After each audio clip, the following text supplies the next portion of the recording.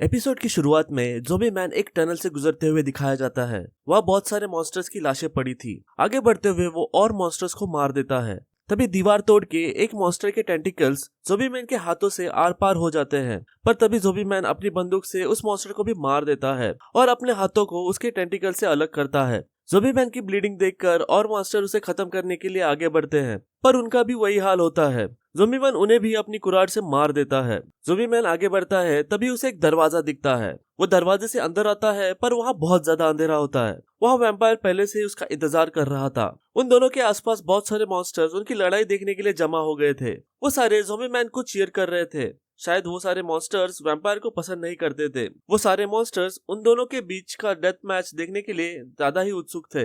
Vampire zombie man से उसका नाम पूछता है, पर जैसे ही ज़ॉम्बी मैन अपना नाम बताने लगता है, वैम्पायर उस पर हमला कर देता है। ज़ॉम्बी मैन भी उसके हमले को भांप लेता है और उस पर गोलियां चलाता है, पर वैम्पायर उसके कंधे को पकड़ के उसे काट लेता है। वैम्पायर को ज़ॉम्बी मैन के खून का स्वाद पसंद नहीं आता। वो उसे दूर फेंक देता है। सबको लगा एस रैंक हीरो एक ही वार में हार गया, पर सारा खून ड्रेन होने के बाद भी ज़ॉम्बी मैन अपने पैरों पे खड़ा हो जाता है। ये देखकर वैम्पायर को अपनी आंखों पे यकीन नहीं होता। ज़ॉम्बी मैन अपनी बंदूक को रीलोड करता है और वैम्पायर पे गोलियां चलाने लगता है, पर वैम्पायर उन गोलियों को अपने हाथों से पकड़ लेता है और अपने हाथों से ही ज़ॉम्बी मैन पर गोलियां चला देता है। वो गोलियां ज़ॉम्बी मैन के सर पे लगती है और वो नीचे गिर जाता है। वैम्पायर को लगता है कि वो जीत गया, पर ज़ॉम्बी मैन वापस खड़ा हो जाता है। वैम्पायर को यकीन नहीं होता कि वाइटल ऑर्गन्स डैमेज होने के बाद और ब्रेन डिस्ट्रॉय होने के बाद भी वो कैसे खड़ा है। तभी ज़ॉम्बी मैन के जख्म अपने आप भरने लगते हैं। वो दोनों वापस एक दूसरे की ओर बढ़ने लगते हैं और जैसे ही पास आते हैं एक दूसरे पर हमला कर देते हैं। ज़ॉम्बी मैन अपनी बंदूक से और वैम्पायर अपने हाथों से लड़ने लगता है। उनकी लड़ाई में कुछ मॉन्स्टर्स भी मारे जाते हैं।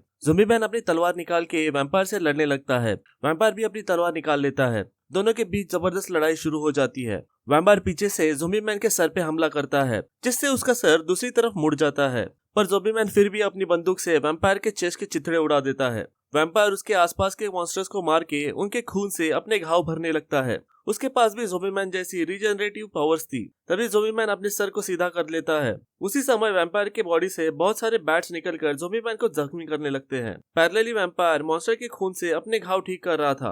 वो ऑलमोस्ट पूरा हील हो चुका था। तभी उसके चेहरे के एक्सप्रेशन बदल जाते हैं। ज़ॉम्बी मैन ने आखिरी बैट को भी मार दिया था। ज़ॉम्बी मैन अपनी कुराड़ी लेकर ब्लड बाथ के लिए रेडी हो जाता है। तभी सीन 30 मिनट आगे शिफ्ट होता है। वैम्पायर के शरीर के टुकड़े चारों तरफ बिखरे पड़े थे और ज़ॉम्बी मैन अपनी कुराड़ी के साथ उसके सामने खड़ा था। वैम्पायर ऑलमोस्ट 200 बार ज़ॉम्बी मैन को मार चुका था, बट फिर भी वो जिंदा था। वैम्पायर ज़ॉम्बी मैन से हार चुका था।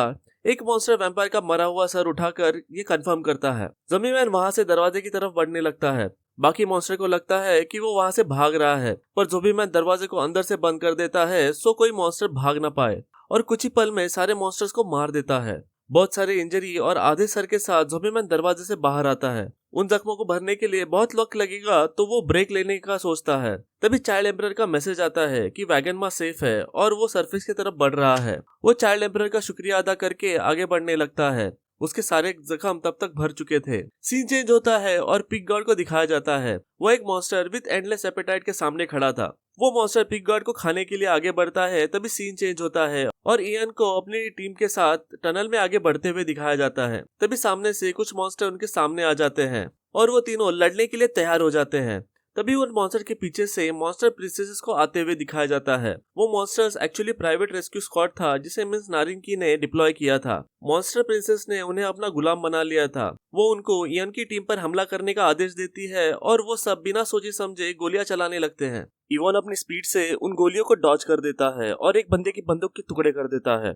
वो अपने टीम मेंबर्स को एनिमी वेपन को डिस्ट्रॉय करने के लिए और उनके बैटल सूट को तोड़ देने के लिए कहता है। वो उन्हें उनके एल्बो और नी जॉइंट पर वार करने के लिए कहता है। वो सब पूरी तरह से मॉन्स्टर प्रिंसेस के कंट्रोल में थे। उनसे जीतना आसान नहीं था। निचिन उन्हें होश में लाने की कोशिश करता है, पर असफल हो जाता है।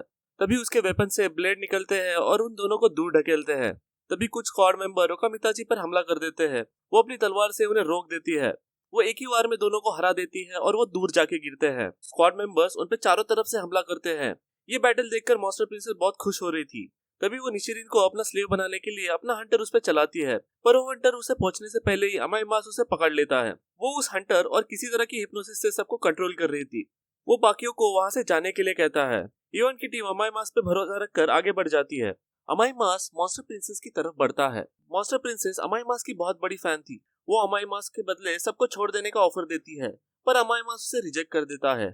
इवान की टीम को कुछ सही नहीं लग रहा था, पर उन्हें अमाई मास्क के कॉन्फिडेंस पे भरोसा था।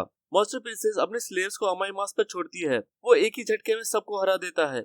ये देखकर मॉन्स्टर प्रिंसेस उस पर हंटर से हमला करती है, पर उसे समझने में ज्यादा वक्त नहीं लगता कि उसका हंटर अमाई मास्क पर कोई काम का नहीं है। वो सरेंडर करती है, पर अमाई मास्क उसे माफ नहीं करता और उसे खत्म कर देता है। इवान की टीम पिग गॉड को देखकर हैरान रह जाती है। उन्हें समझ में नहीं आ रहा था कि पिग गॉड इतने बड़े मॉन्स्टर को कैसे खा सकता है। उन्होंने ऐसा कुछ देख लिया था जो उन्हें देखना नहीं चाहिए था। वो दूसरे रास्ते जाने का डिसाइड करते हैं, तभी उन्हें महसूस होता है कि उनके नीचे कुछ है और वो फ्लोर को तोड़ के नीचे आ जाते हैं। वहाँ मेलोंग हेयर उनके सामने खड़ा होता है। ओकामाची मेलोंग हेयर की खूबसूरती देखकर पागल हो जाती है। इवन उसे फ्लाइंग शॉट अटैक करके उसकी एबिलिटी जानने के लिए कहता है, पर वो अपनी जगह से हिल भी नहीं पाती। ओकामाची फ्लाइंग शॉट से मेलोंग हेयर पर हमला करने लगती है, पर वो अपने लंबे बालों से उस अटैक को रोक देता है। ये देखकर आयन चौंक जाता है। तभी मेलोंग अपने लंबे बालों से ओकामाची पे पीछे से हमला करता है, पर निचिरन उसे बचा लेता है। मेलोंग अपने बालों से उन पर जोरदार हमला कर देता है। इलॉन सबको आंखें बंद करके अपने इंस्टिंक्ट से उन बालों से बचने के लिए कहता है। वो बाल चारों तरफ से उन पर हमला कर रहे थे। तीनों बचने की हर मुमकिन कोशिश कर रहे थे। तभी फ्लैशबैक दिखाया जाता है।